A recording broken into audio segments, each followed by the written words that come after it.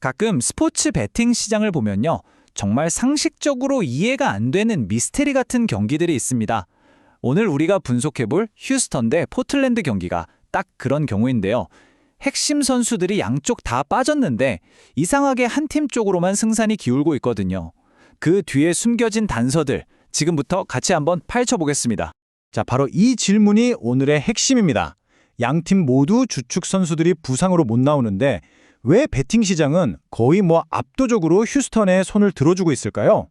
이 이상한 상황이야말로 우리가 풀어야 할 진짜 수수께끼죠. 자, 이 미스터리를 풀기 위해서 우리 다 같이 탐정이 된 것처럼 단서들을 하나씩 살펴볼 겁니다. 가장 먼저 눈에 보이는 것, 그러니까 표면적인 데이터죠. 바로 양 팀의 최근 경기 기록부터 한번 들여다보겠습니다. 여기 보시면요. 휴스턴이 평균 득점이랑 야투율에서 아주 살짝 정말 근소하게 앞서고 있어요. 근데 이 정도 차이가 과연 베팅 시장의 한쪽으로 확 쏠린 걸 설명할 수 있을까요? 아닐 겁니다. 뭔가 훨씬 더 결정적인 이유가 숨어 있다는 뜻이겠죠? 게다가 휴스턴은 최근 5경기에서 4승 1패, 그러니까 80%라는 놀라운 승률을 기록하면서 분위기가 아주 좋습니다. 이것도 물론 중요한 단서 중 하나예요. 팀의 기세가 확실히 살아있다는 증거니까요. 근데 이것만으로도 아직 미스테리는 다 풀리지 않습니다. 네, 지금까지 살펴본 공격 기록이나 최근 팀 분위기, 물론 다 중요한 정보죠. 하지만 베팅 시장의 확신을 뒷받침할 만한 스모킹 거는 아니었어요. 자, 이제 이 분석의 판도를 완전히 뒤바꿔버릴 가장 중요한 증거, 바로 그 결정적 변수를 찾아 나설 시간입니다. 바로 이겁니다. 미스테리를 푸는 열쇠는 바로 여기, 양팀의 부상자 명단에 숨어 있었습니다. 이 명단을 자세히 들여다봐야만 베팅 시장의 진짜 논리가 보이기 시작하거든요. 먼저 휴스턴 상황부터 보죠. 팀의 컨트롤 타워 그리고 야전 사령관, 그러니까 팀의 핵심적인 두 축이 빠진 상태입니다. 분명 이건 심각한 전력 손실이죠. 구체적으로는 주전 센터인 센군, 그리고 주전 가드인 벤 블릿이 못 나옵니다. 팀의 골밑과 공격 조립을 책임지는 선수들이죠. 자, 근데 이 슬라이드 잘 기억해 두세요.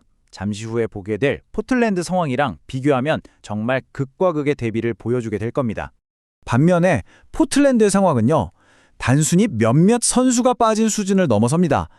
분석가들은 이걸 시스템 붕괴 수준이라고 표현하고 있어요. 이 강력한 표현이 대체 뭘 의미하는지 바로 다음 슬라이드에서 확인해 보시죠. 보이시나요? 팀의 에이스인 그랜트, 주전가드 핸더슨을 포함해서 팀 전력의 절반 이상이 그냥 이탈해버렸습니다. 아까 보신 휴스턴의 결장자 명단이랑 비교하니까 그 심각성이 한눈에 들어오죠. 바로 이게 베팅 시장이 휴스턴 쪽으로 완전히 기울어진 진짜 이유였습니다. 네, 바로 이 한마디가 모든 걸 설명합니다. 원문 분석에서는 포틀랜드의 부상 상황을 괴멸적이라고 평가했습니다. 그러니까 휴스턴도 핵심 선수가 빠져서 아프긴 한데 포틀랜드는 팀 자체가 정상적으로 돌아가기 힘든 수준이라는 거죠. 이것이 바로 미스터리의 해답이었습니다. 자, 이제 미스터리는 풀렸습니다. 그렇다면 이 결정적인 단서를 바탕으로 분석가들은 실제 경기가 어떻게 흘러갈 거라고 예측할까요? 그 시나리오를 같이 한번 살펴보시죠. 분석가들이 제시하는 첫 번째 시나리오는 다들 예상하셨겠지만 바로 휴스턴의 승리입니다. 그 이유는 아주 명확해요. 이 슬라이드가 그 논리를 잘 보여주는데요. 핵심 이유는 역시 포틀랜드의 시스템 붕괴입니다. 휴스턴의 벤치 멤버들이 포틀랜드의 남은 선수들보다 오히려 더 낫다, 이런 판단인 거죠. 다만 아멘 탐슨이라는 선수가 벤 블릿의 역할을 최소 80% 정도는 해줘야 한다는 전제 조건이 붙고요. 물론 센군이 없어서 골밑이 뚫릴 수 있다는 위험도 존재합니다.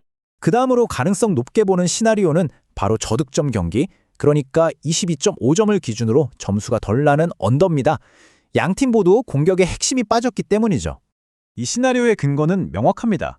양팀의 공격을 주립할 가드랑 핵심 득점원이 모두 빠졌으니까요. 공격이 좀 투박해지고 야투 효율이 떨어질 수밖에 없다는 겁니다.